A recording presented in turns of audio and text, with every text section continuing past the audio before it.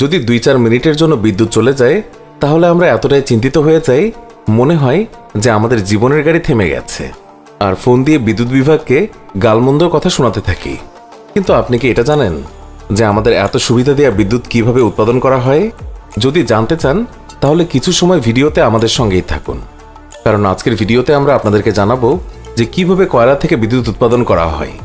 বিদ্যুৎ উৎপাদনের জন্য ভারতে যে জিনিসটি সবচেয়ে বেশি ব্যবহৃত হয় সেটি হচ্ছে কয়লা। বিদ্যুৎ উৎপাদনের জন্য বড় বড় পাওয়ার প্ল্যান্ট লাগানো হয়, যার জন্য বিস্তৃত জমির প্রয়োজন, যেখানে পানি নিষ্কাশনের জন্য একটি রিজার্ভার বানানো হয়। সাধারণত এই প্ল্যান্টকে 1 থেকে 2 কিলোমিটার জায়গা জুড়ে অবস্থিত হয়, কিন্তু এদের এই জায়গার অর্ধেকেরও বেশি অংশ কয়লা রাখার জন্য ব্যবহৃত হয়। আসলে কেন এই কাজের জন্য কয়লা এত গুরুত্বপূর্ণ, এখন তাই আপনাদেরকে বিস্তারিতভাবে জানাবো। আসলে যেসব প্ল্যান্টে কয়লার মাধ্যমে বিদ্যুৎ উৎপন্ন হয় সেখানে প্রায় 1.5 মিলিয়ন টন কয়লা মজুত করে রাখা হয়, যা প্রায় 40 দিনের বিদ্যুৎ উৎপাদনের জন্য প্রয়োজন হয়। এখন যখন 1.5 মিলিয়ন টন কয়লা রাখতে হবে তখন জায়গা তো অবশ্যই প্রয়োজন, কিন্তু আরেকটা বিষয়ও আছে, কয়লাগুলোকে যেখানে সেখানে রাখা যায় না।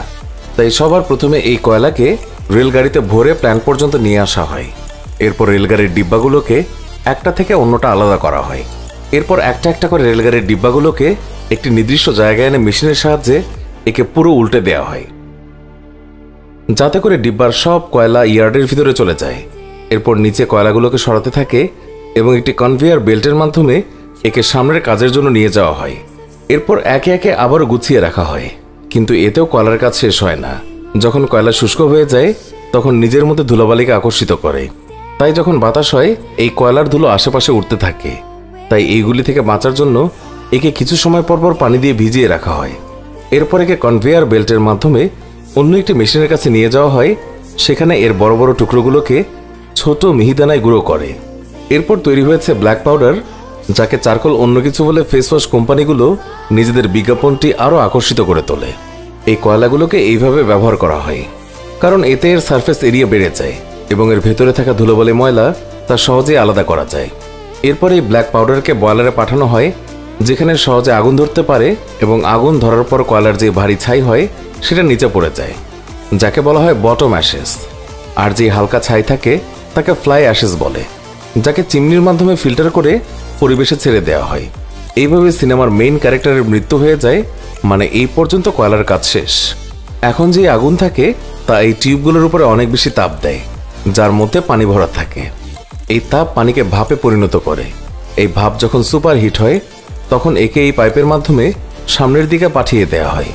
এই পাইপগুলোর উপরে এমন ইনসুলেশন আগে থেকে লাগানো থাকে যাতে এত তাপের জন্য পাইপ ফেটে না যায়। এখন সময় আসে কয়লার স্যাক্রিফাইসের। এর জন্য কয়লা নিজে জ্বলতে গিয়েছিল। আমরা কথা বলছি টারবাইনের, যাকে মানুষ পাওয়ার প্ল্যান্টের হার্টও বলে। এটাই সেই উপাদান যা হিট এবং প্রেশারকে নিজের উপর দিয়ে নিজেকে রোটেট করায়। এই রোটেশন এই কারণে হতে পারে কারণ টেম্পারেচার বাড়ার কারণে হাই প্রেশার ওয়াইপার যখন পাইপ থেকে বের হয় তখন খুব দ্রুত টারবাইনকে হিট করে। কারণ টারবাইনের উপরে হিট করার পর ভাপ ঠান্ডা হতে থাকে, তাই টারবাইনের যেই অংশ সবার প্রথমে ভাপের সংস্পর্শে আসে তাকে হাই প্রেশার টারবাইন বলে। যেই অংশ সবার শেষে সংস্পর্শে আসে তাকে লো প্রেশার টারবাইন বলে। এখন প্রেশারের তারতম্যের কারণে এই টারবাইন রোটেট করতে শুরু করে। এই টারবাইন ঘোরার জন্য একটি হাই মেকানিক্যাল এনার্জি উৎপন্ন হয়, যাকে আমরা পরে একটি বড় জেনারেটরে ট্রান্সফার করি। বড় জেনারেটরের ভিতরে মেকানিক্যাল পাওয়ারের জন্য তার মধ্যে যে ম্যাগনেটিক ফিল্ড থাকে তা ডিস্ট্রিবিউটেড হয়ে যায়, যার কারণে এর মধ্যে বিদ্যুৎ উৎপাদন শুরু হয়। এই বিদ্যুৎ কোথাও স্টোর করা যায় না, বরং তার পরিবর্তে একে স্টেপ অফ ট্রান্সফারের মাধ্যমে সামনের সাবস্টেশনে ট্রান্সফার করে দেওয়া হয়। স্টেপ অফ ট্রান্সফরমারের মানে হলো বিদ্যুৎকে হাই ভোল্টেজ সেট করে পাঠানো হয় যাতে ট্রাভেলের কারণেই এর মধ্যে পাওয়ার লস না হয়। এর মাধ্যমে আপনি বুঝতে পারছেন যে আপনার বাসার কাছে যে ট্রান্সফরমার লাগানো থাকে তা হচ্ছে স্টেপ ডাউন ট্রান্সফরমার, যা সাধারণত 220 কিংবা 420 ভোল্টের বিদ্যুৎ আপনার বাসা পর্যন্ত পৌঁছায়। এই স্টেপ ডাউন ট্রান্সফরমার যে বিদ্যুৎ সাপ্লাই হয় তাই স্টেপ অফ ট্রান্সফারের মাধ্যমে করা হয়, যা কিনা 1.2 কেভি বিদ্যুৎ সাপ্লাই করে। এবং আপনারা এই আপনাদের 220 ভোল্টের যে বিদ্যুৎ এ থেকে 1 মিনিটের জন্যও আলাদা হতে পারেন না। প্ল্যান্টে আরেকটি গুরুত্বপূর্ণ প্রসেস বাকি আছে, সেটা হলো ভাপকে ঠান্ডা করা। ভাপকে ঠান্ডা করে পানিতে বদলানোর জন্য আলাদা করে কুলিং টাওয়ার লাগানো থাকে, যা পানি এবং ভাপকে ঠান্ডা করার কাজ করে। এমনটা তো আপনি নিশ্চয়ই শুনেছেন। এই সাদা গোল টাওয়ার যা দেখে মানুষ এখানে বিদ্যুৎ প্ল্যান্ট আছে বলে ধারণা পায়, আসলে এই কাহিনীটা মূল কাহিনী ক্লাইম্যাক্সের পরের জিনিস, যাকে পোস্ট ক্রেডিট বলে।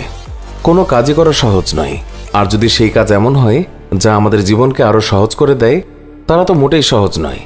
এই ছবির মতো কাহিনীটাও যে আমরা শুনেছি তা শুনতে অনেক সহজ মনে হলেও যদি আপনি কখনো এটা প্রত্যক্ষ করে দেখেন তাহলে দেখবেন এটি অনেক কঠিন কাজ, যে কয়লার মাধ্যমে ইলেকট্রিসিটি উৎপন্ন করা।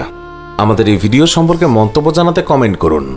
ভিডিওটি ভালো লাগলে লাইক দিন, আমাদের অন্য ভিডিওগুলোও দেখুন।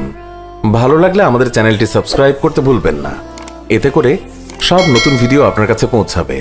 এখনকার মতো বিদায় নিচ্ছি, দেখা হবে নতুন কোনো ভিডিওতে। ভালো থাকবেন, ধন্যবাদ সবাইকে।